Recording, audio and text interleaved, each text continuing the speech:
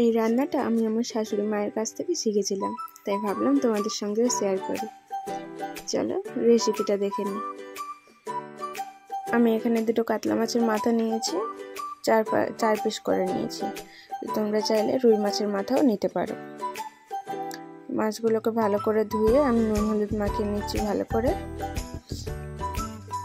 আমি যখন প্রথমবার ওনাকে বানাতে দেখেছিলাম তখন মনে হচ্ছিল খুব কঠিন, তারপরে যখন নিজে একবার বানিয়ে দেখলাম তখন মনে হলো না, তো শুধু স্টেপ বাই স্টেপ করলে একদমই কষ্ট মনে হয় না বা খুব কঠিনও মনে হয় না।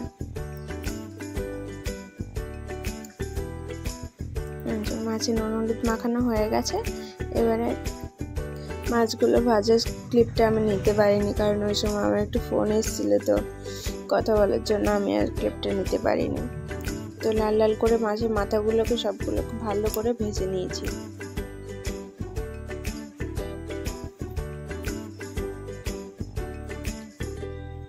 যেহেতু মাছের মাথাতে তেল আছে তো একটু ছিটকায়, তাই ঢাকা দিয়ে দিয়ে ভালো করে এই যে ভাজা হয়ে গেছে আমার সবগুলো মাছ। এবারে গ্যাস অন করে কড়াই বসিয়ে দেবো, দিয়ে এবারে আমি মুগ ডালটা ভেজে নেব একদম শুকনো কড়াইতে, একদম লাল লাল করে ভেজে নেব। যতক্ষণ একটা সুন্দর গন্ধ আসছে ততক্ষণ আমি ভালো করে ভেজে নিয়েছি। দিয়ে একটা বাটিতে রেখে দিলাম এখন, কারণ এখন তো খুব গরম আছে, এখন ধোয়ার কোনো প্রয়োজন নেই। এখন আমি মশলাটা করে নিচ্ছি। মশলা করার জন্য আমি নেব হচ্ছে টমেটো, 3টে কাঁচা লঙ্কা আর 1 টুকরো আদা। আদাটা এখানে একটু বেশি নিতে হবে, কারণ আদার গন্ধটা খুব সুন্দর লাগে এতে। তোমরা চাইলে রসুন পেঁয়াজও দিতে পারো, কিন্তু আমি দিইনি। আমাকে দেখে কোনোদিন পেঁয়াজ রসুন দিয়ে করতে, তাই আমি আর কোনোদিন দিইনি, মানে ওই সাহসটা পাইনি যে পেঁয়াজ রসুন দিয়ে করলে আদৌ ভালো হবে। তো তাই মা যেরকম রান্না করতে আমি সেরকমই শিখেছি।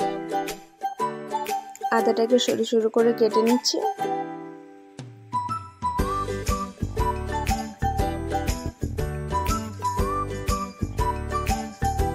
এই যে আদাটা কুচানো হয়ে গেছে। এবারে আদাটাকে আমি সাইডে রেখে দেবো, দিয়ে 3টে লঙ্কা আমি মাঝখান থেকে চিড়ে নেব।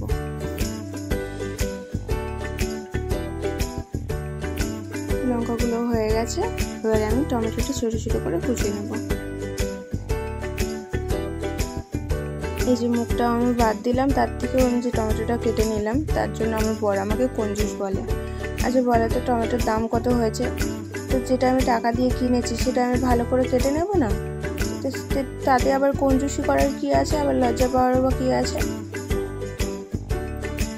তো ভালো করে মুখ থেকে আমি টমেটোটাকে বের করে নিই, দিয়ে ভালো করে ছোট ছোট করে একদম কুচিয়ে নিচ্ছি।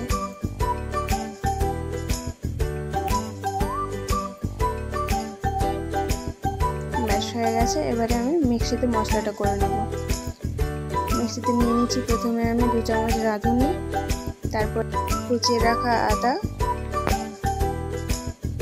তারপরে দিচ্ছি 3টে চেরা কাঁচা লঙ্কা। হয়ে গেছে। এবারে এর মধ্যে সামান্য জল দিয়ে পেস্ট করে নিচ্ছি। যে দেখো একদম স্মুথ পেস্ট হয়ে গেছে। ততক্ষণে ডালটাও ঠান্ডা হয়ে গেছে। এবারে ডালটাকে ভালো করে ধুয়ে নেব। 2-3 বার ধরে ভালো করে আমি ধুয়ে নিচ্ছি। ডালটাও ধোয়া হয়ে গেছে। এবারে আমি একটাকে সেদ্ধ হতে প্রেসারে বসিয়ে দেব।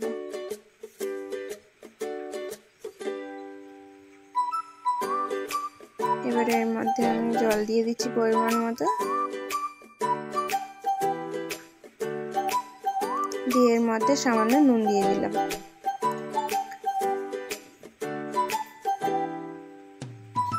প্রেসার কুকারে 3টে সিটি দিয়েছি। এবারে তোমাদের প্রেসার কুকার অনুযায়ী ডাল অনুযায়ী ডালটাকে সেদ্ধ করে নেবে। কিছুক্ষণ পরে আমি প্রেসার কুকারটা খুলছি, কারণ সেই সময় গরম থাকে তো তার জন্য। দেখো ডালটা আমার কত সুন্দরভাবে সেদ্ধ হয়ে গেছে। প্রথমে আমি একটা চামচ দিয়ে ডালটাকে আগে ভালো করে ঘেটে নিলাম, যাতে গোটা গোটা না হয়ে থাকে। তারপরে গ্যাস অন করে কড়াইটা বসিয়ে দিলাম। কড়াইটা বসিয়ে দিয়ে এর মধ্যে দিয়ে দিলাম সরষের তেল, দিয়ে দিলাম তেজপাতা, তারপরে দিচ্ছি শুকনো লঙ্কা,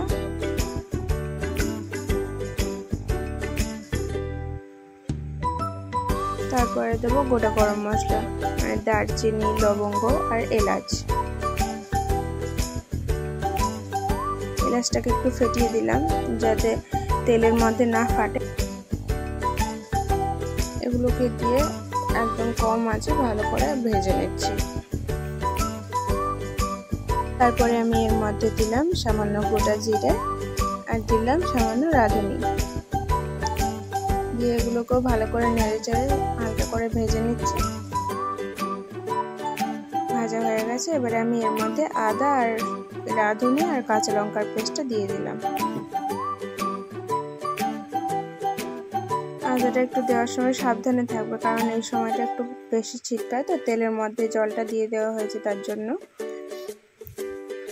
আদাটা যখন কষানো হয়ে যাবে তখন কিন্তু বুঝতে পারবে, যখন আদা থেকে তেলটা ছাড়া শুরু করবে মশলাটা থেকে।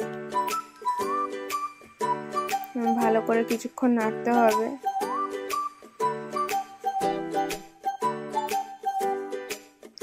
এবার দেখো আদা থেকে তেলটা ছাড়া শুরু হয়ে গেছে, তার মানে আদাটা কষানো হয়ে গেছে। এরপর আমি এবারে দিয়ে দেবো টমেটো।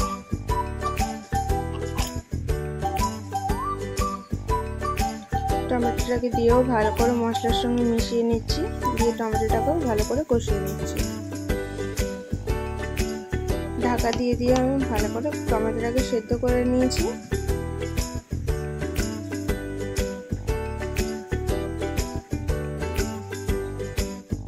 ভালো করে টমেটোটাও কষানো হয়ে গেছে, এবারে আমি এর মধ্যে দিয়ে দেবো মশলাগুলো। দিচ্ছি সামান্য পরিমাণ মতো নুন, তারপরে দেবো পরিমাণ মতো হলুদ, তারপরে দিলাম ঝালের জন্য গুঁড়ো লঙ্কা, একদম কম করেই দিলাম। তারপরে দিলাম ধনে পাউডার, তারপরে দিচ্ছি জিরে পাউডার, তারপরে দিলাম কসুরি মেথি। এবার এই মশলাগুলোকে ভালো করে আমি কষিয়ে নিচ্ছি।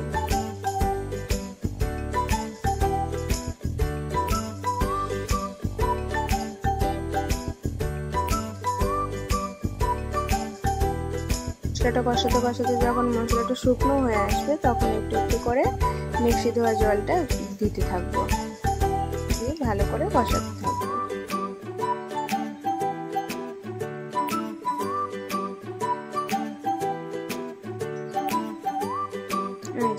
দেখো মশলাটা আমার অনেকটা কষানো হয়ে এসছে, তবুও আমি ঢাকা দিয়ে ভালো করে হতে দেবো।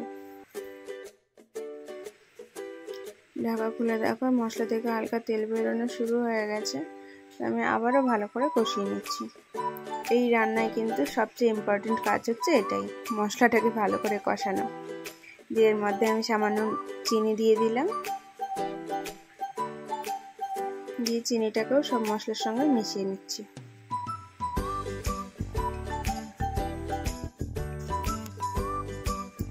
মশলাটা থেকে তেল ছেড়ে দিয়েছে, এবারে আমি এর মধ্যে দিয়ে দিচ্ছি টুকরো হয়ে গেছিল যে মাথাগুলো, একদম পাতলা পাতলা থাকে না মাথার সাইডে, কি বলে এগুলোকে আমি জানি না, তো ওইগুলো আমি কিছুটা ভেঙে দিয়ে দিলাম যাতে মশলার মধ্যেও মাছের মাথার টেস্টটা আসে।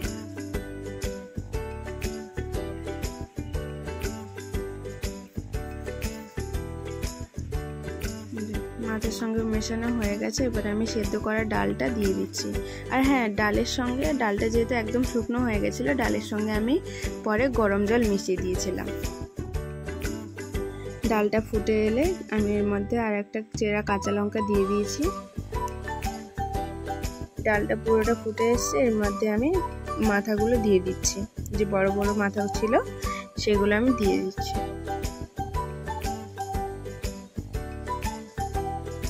তোমরা বেশি লোক থাকলে বেশি দিও, আমাদের বাড়িতে যেহেতু দুজন আছে তাই আমি কম করে দিলাম, দুটোই দিলাম। ডালটা আমি টেস্ট করে একবার দেখবো নুন ঠিক আছে কিনা। হ্যাঁ, নুনটা ঠিক আছে। এবারে আমি এর মধ্যে দিয়ে দেবো নামানোর আগে সামান্য ঘি, আর দিয়ে দিচ্ছি সামান্য গরম মশলা, দিয়ে ভালো করে নেড়ে চেড়ে আমি ডালটাকে নামিয়ে নেব। মাছের মাথা দিয়ে মুগ ডাল রেডি। এটা যখন আমি প্রথমবার বানিয়েছিলাম তখন খুব সুন্দর হয়েছিল, তোমরাও বানিয়ে বলো কেমন হয়েছে। সবাই সাবধানে থেকো, ভালো থেকো। রেসিপিটা ভালো লাগলে লাইক কমেন্ট করো এবং শেয়ার করো, এবং যাওয়ার সময় সাবস্ক্রাইব করে দিও। Tata, by.